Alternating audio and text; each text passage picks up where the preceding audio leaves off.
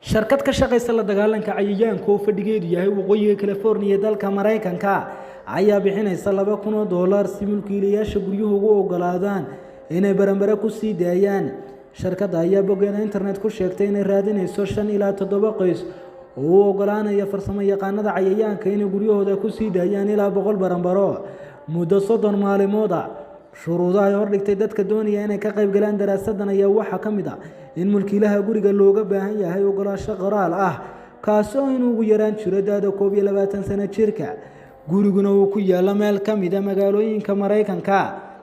Shirkaddu waxay intaasi ku dartay inuu habkani ogolaan doono inay barato farsamo gaar ah oo ay kaga hortagayaan cayayaanka.